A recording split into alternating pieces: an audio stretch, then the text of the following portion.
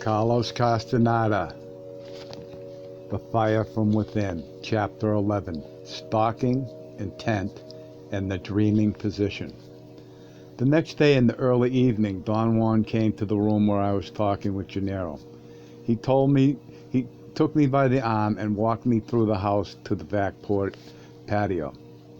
It was already fairly dark. We started to walk around in the corridor that encircled the patio. As we walked, Don Juan told me that he wanted to warn me once again that it was very easy in the path of knowledge to get lost in intricacies and morbidity. He said that seers are up against great enemies that can destroy their purpose, muddle their aims, and make them weak. Enemies created by the warrior's path itself, together with the sense of indolence, laziness, and self-importance that are integral parts of the daily world. He remarked that the mistakes of the ancient seers made as a result of indolence, laziness, and self-importance were so enormous and so grave that the new seers had no option but to scorn and reject their own tradition. The most important thing the new seers needed, Don Juan continued, was practical steps in order to make their assemblage point shift. Since they had none, they began to develop a keen interest in seeing the glow of awareness, and as a result, they worked out 3 sets of techniques that became their cornerstone. Don Juan said that with these 3 sets, the new seers accomplished a most extraordinary and difficult feat. They succeeded in systematically making the assemblage point shift away from its customary position.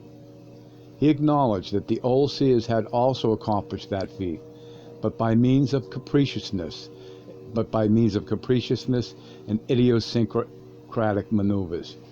He explained that what the new seers saw in the glow of awareness resulted in the sequence in which they arranged the old seers' truths about awareness. This is known as the mastery of awareness. From that they developed the 3 sets of techniques. The first is the mastery of stalking, the second is the mastery of intent, and the third is the mastery of dreaming. He maintained that he had taught me these 3 sets from the very first day we met. He told me that he had taught me the mastery of awareness in 2 ways, just as the new seers recommended. In his teachings from the right side, which he had done in normal awareness, he accomplished 2 goals. He taught me the warrior's way, and he loosened my assemblage point from its original position. In his teachings for the left side, which he had done in heightened awareness, he also accomplished 2 goals. He had made my assemblage point shift to as many positions as I was capable of sustaining, and he had given me a long series of explanations. Don Juan stopped talking and stared at me fixedly. There was an awkward silence. Then he started to talk about stalking. He said that it had very humble and fortuitous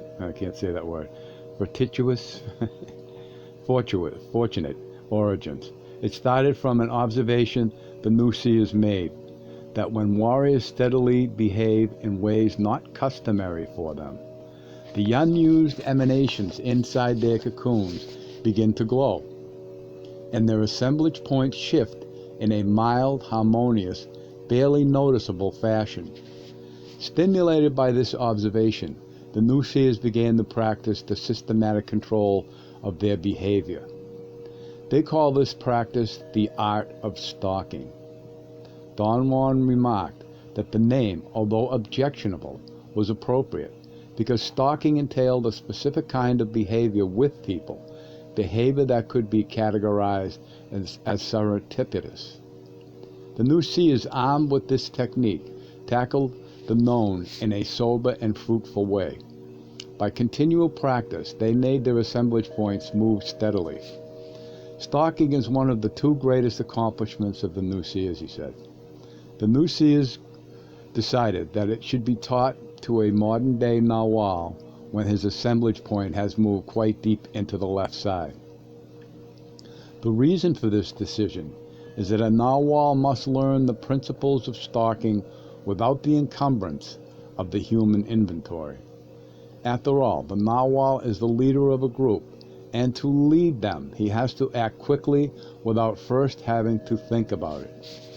Other warriors can learn stalking in their normal awareness, although it is advisable that they do it in heightened awareness, not so much because of the value of heightened awareness, but because it imbibes stalking with a mystery that it doesn't really have.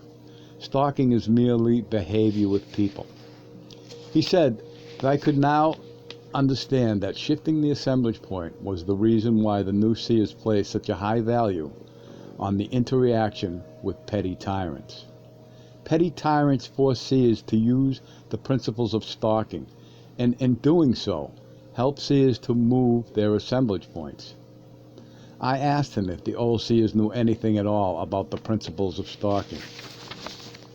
Stalking belongs exclusively to the new seers, he said, smiling. They are the only seers who had to deal with people. The old ones were so wrapped up in their sense of power that they didn't even know that people existed until people started clobbering them on the head. But you already know all this. Don Juan said next that the mastery of intent, together with the mastery of stalking, are the new seers' two masterpieces,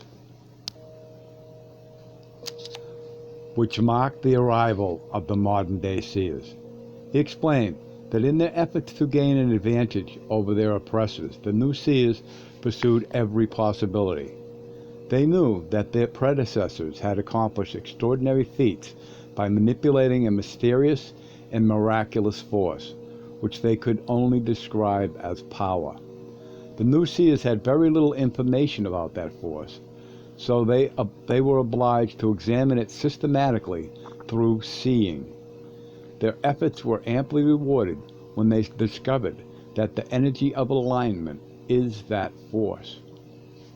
They began by seeing how the glow of awareness increases in size and intensity as the emanations inside the cocoon are aligned with the emanations at large. They used that observation as a springboard, just as they had done with stalking, and went on to develop a complex series of techniques to handle that alignment of emanations. At first, they referred to those techniques as the mastery of alignment. Then they realized that what was involved was more than alignment. What was involved was the energy that comes out of the alignment of emanations. They called that energy will. Will became the second basis. The new seers understood it as a blind, impersonable, ceaseless burst of energy that makes us behave in the ways we do. Will accounts for our perception of the world of ordinary affairs, and indirectly, through the force of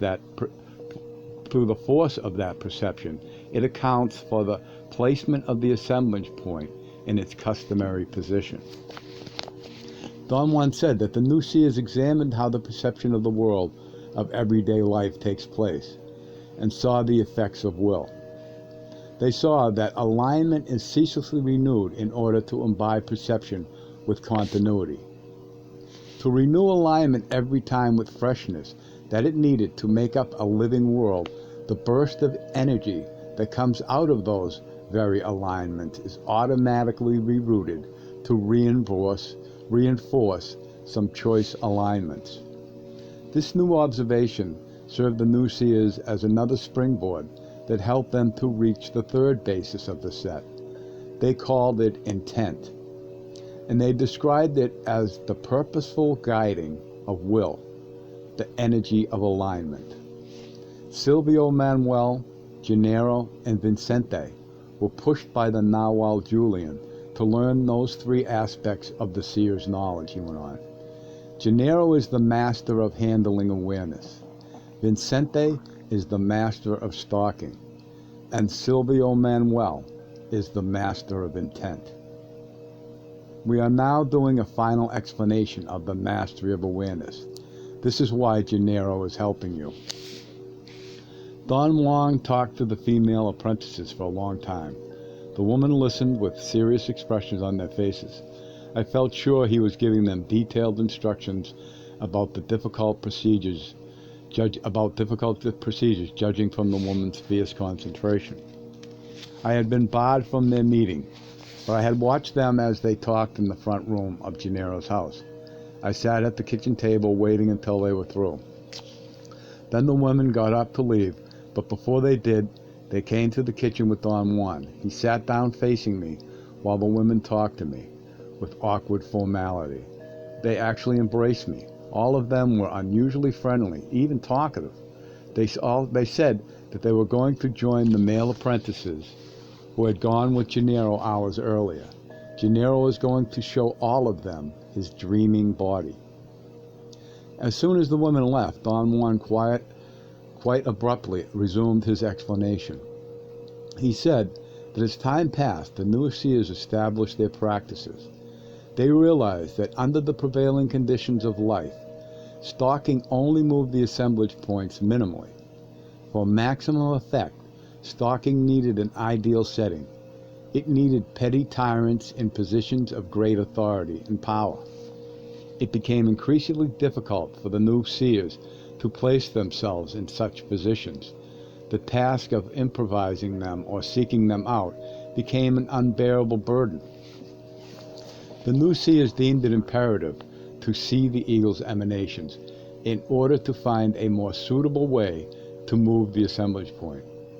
As they tried to see the emanations, they were faced with very serious problems. They found out that there is no way to see them without running a mortal risk, and yet they had to see them.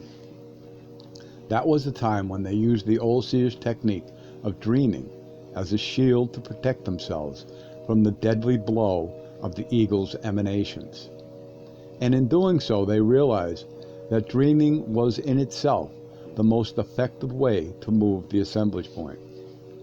One of the strictest commands of the new seers, Don Juan continued, was that the warriors have to learn dreaming while they are in their normal state of awareness.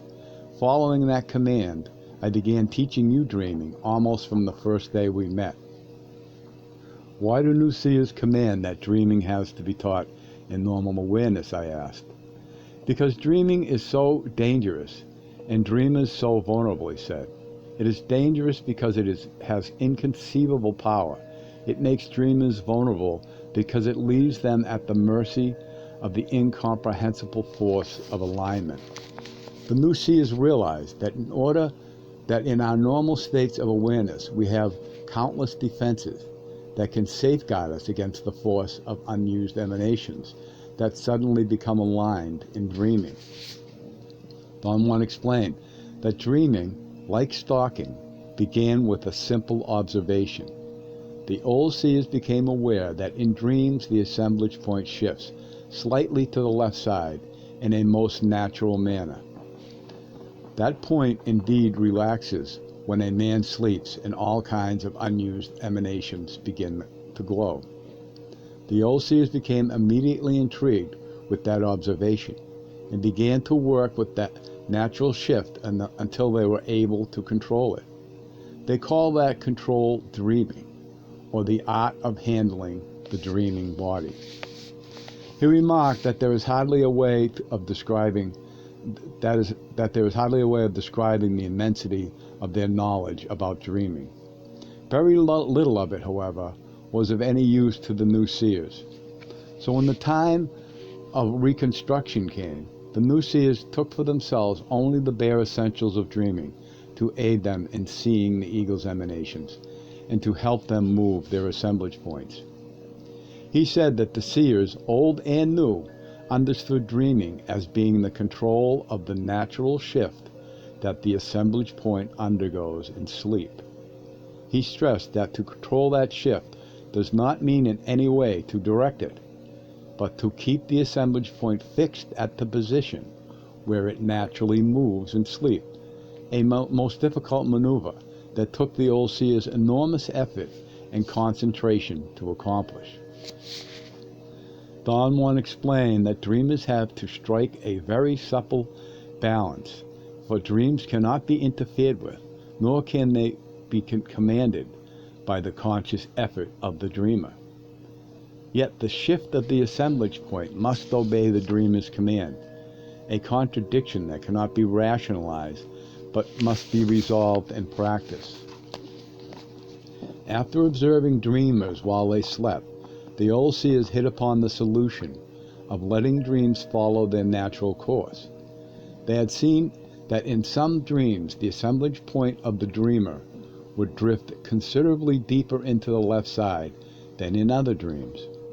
This observation posed to them the question of whether the content of the dream makes the assemblage point move, or the movement of the assemblage point by itself produces the content of the dream by activating unused emanations.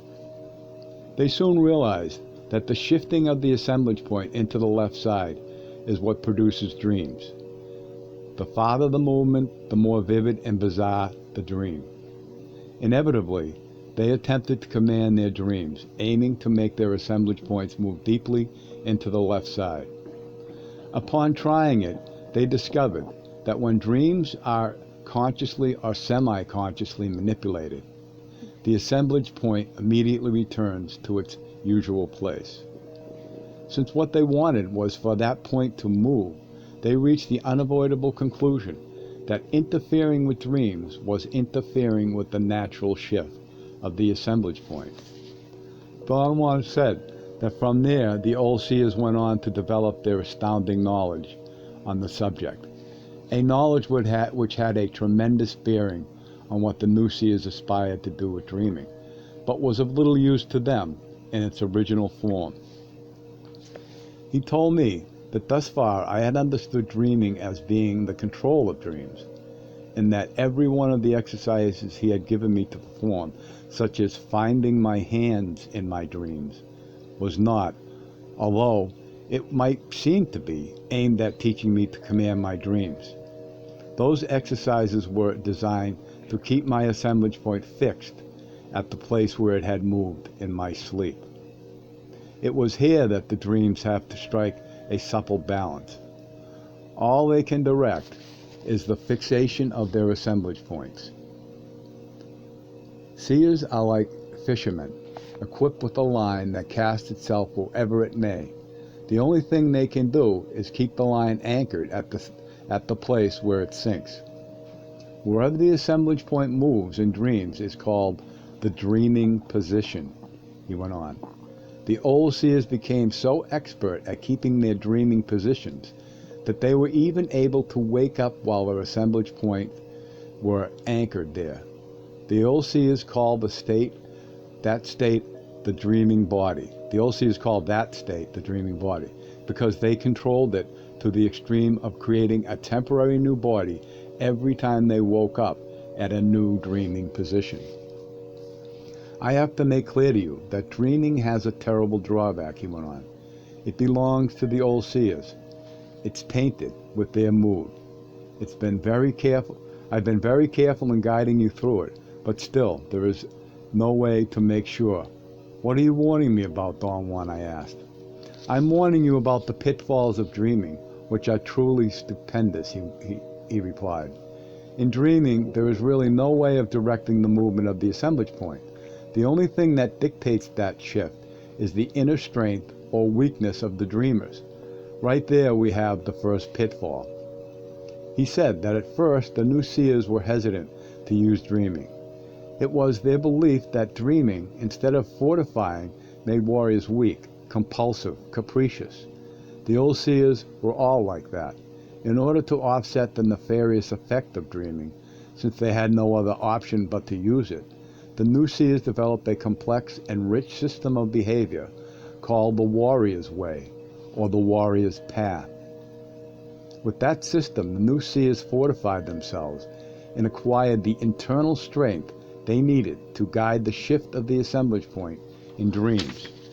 Don Juan stressed that the strength that he was talking about was not conviction alone. No one could have had stronger convictions than the old seers, and yet they were weak to the core. Internal strength meant a sense of equanimity, almost of indifference, a feeling of being at ease But above all, it meant a natural and profound bent for examination, for understanding.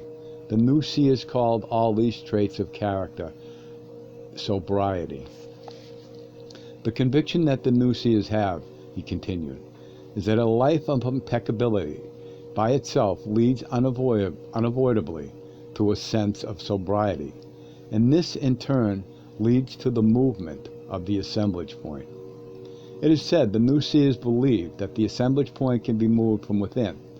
They went one step further and maintained that impeccable men need no one to guide them, that by themselves, through saving their energy, they can do everything that seers do.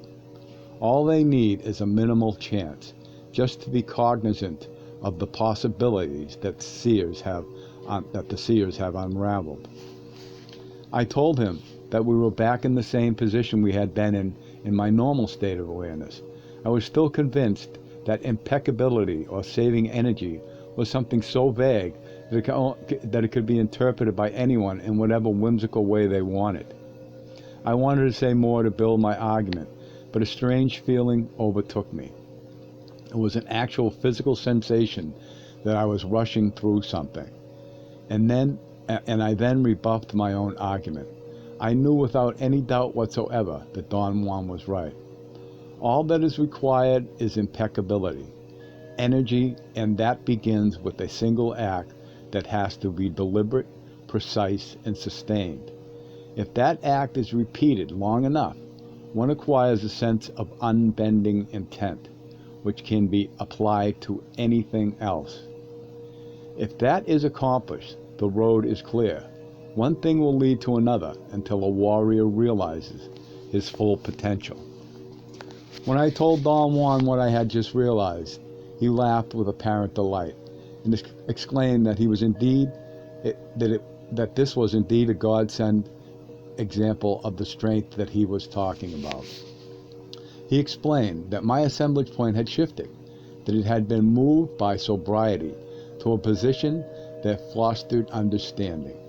It could have as well been moved by capriciousness to a position that only enhances self-importance, as had been the case many times before.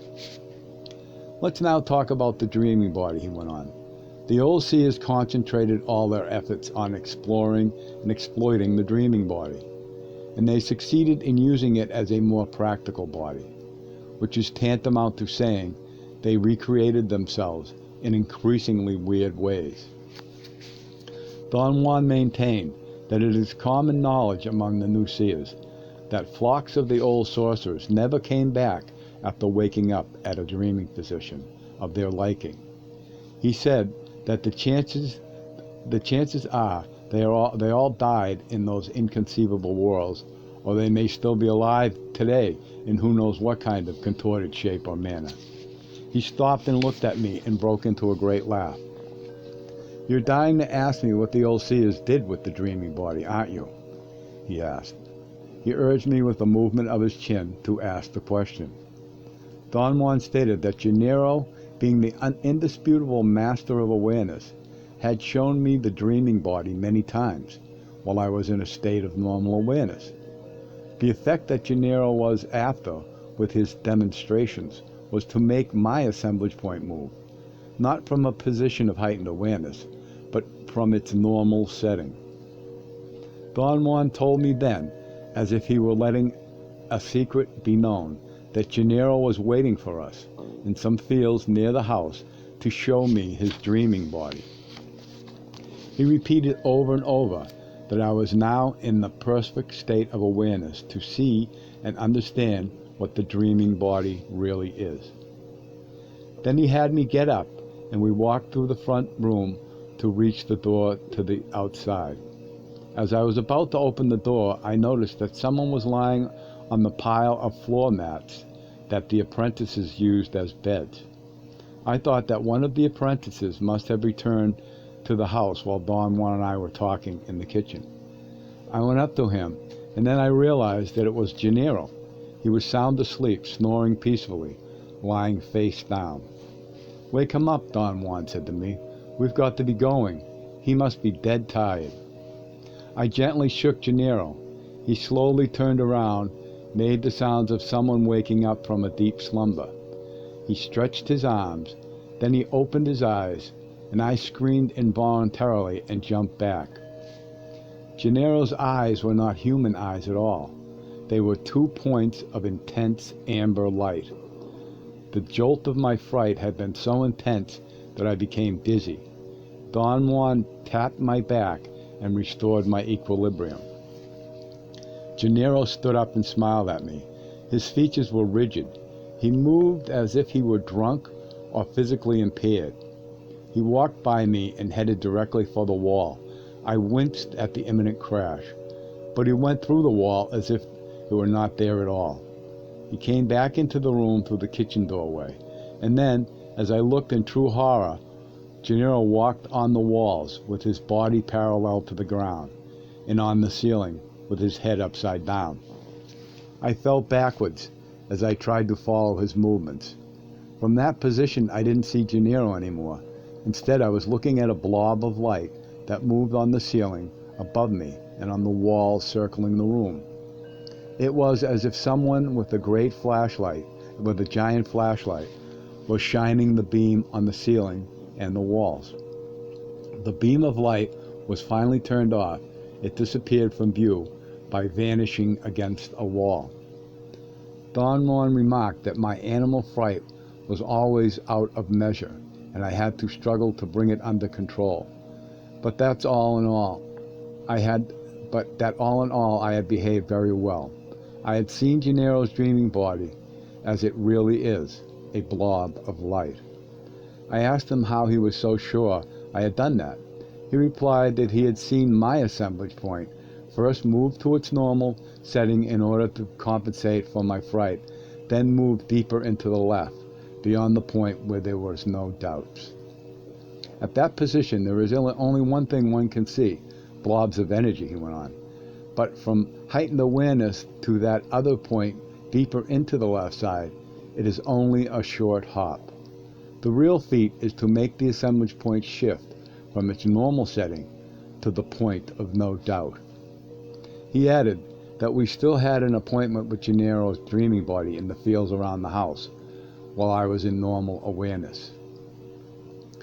When we were back in Silvio Manuel's house, Don Juan said that Gennaro's proficiency with the dreaming body was a very minor affair with what the old seers did with it. "You'll see that very soon," he said, with an ominous tone, then laughed. I questioned him about it with mounting fear that only evoked more laughter. He finally stopped and said that he was going to talk about the way the new seers got to the dreaming body and the way they used it. The old seers were after a perfect replica of the body, he continued, and they nearly succeeded in getting one. The only thing they never could copy was the eyes. Instead of eyes, the dreaming body has just the glow of awareness. You never realized that before when Gennaro used to show you his dreaming body. The new seers could not care less about a perfect replica of the body. In fact, they are not even interested in copying the body at all. But they have kept just the name of dreaming body to mean a feeling, a surge of energy that is transported by the movement of the assemblage point to any place in this world, or to any place in the 7 worlds available to man. Don Juan then outlined the procedure of getting to the dreaming body. He said that it starts with an initial act, which by the fact of being sustained breeds unbending intent. Unbending intent leads to internal silence, and internal silence to inner strength needed to make the assemblage point shift in dreams to suitable positions. He called this sequence the groundwork. The development of controls comes after the groundwork has been completed. It consists of systematically maintaining the dreaming position by doggedly holding on to the vision of the dream. Steady practice results in a great faculty to hold new dreaming positions with new dreams. Not so much because one gains deliberate control with practice, but because every time this control is exercised, the inner strength gets fortified. Fortified inner strength, in turn, makes the assemblage point shift into dreaming positions, which are more and more suitable to fostering sobriety. In other words, dreams by themselves become more and more manageable, even orderly. The development of dreamers is indirect, he went on. That's why the new seers believe that we can do dreaming by ourselves, alone, since dreaming uses a natural, built-in shift of the assemblage point. We should need no one to help us. What we badly need is sobriety, and no one can give it to us or help us get it except ourselves. Without it, the shift of the assemblage point is chaotic, as our ordinary dreams are chaotic.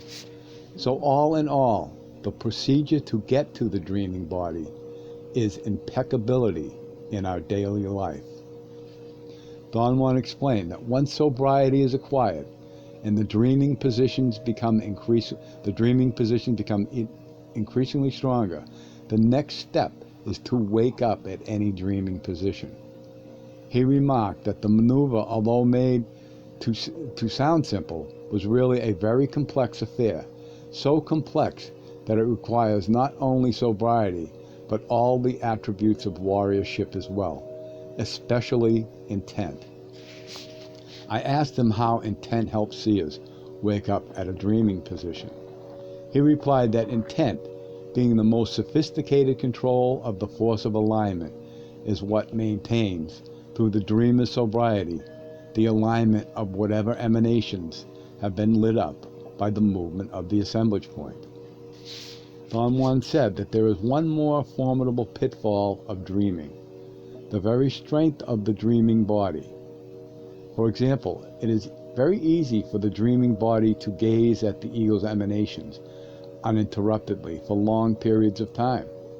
But it is also very easy in the end for the dreaming body to be totally consumed by them.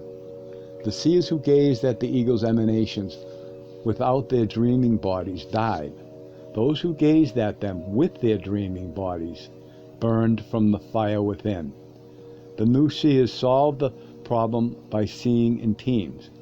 While one seer gazed at the emanations, others stood by, ready to end the scene. How did the new seers see in teams, I asked. They dreamed together, he replied. As you yourself know, it's perfectly possible for a group of seers to activate the same unused emanations. And in this case also, there are no known steps. It just happens. There is no technique to follow. He added that in dreaming together, something in us takes lead, and suddenly we find ourselves sharing the same view with other dreamers. What happens is that our human condition makes us focus the glow of awareness automatically on the same emanations that other human beings are using. We adjust the position of our assemblage point to fit the others around us. We do that on the right side in our ordinary perception, and we also do it on the left side while dreaming together.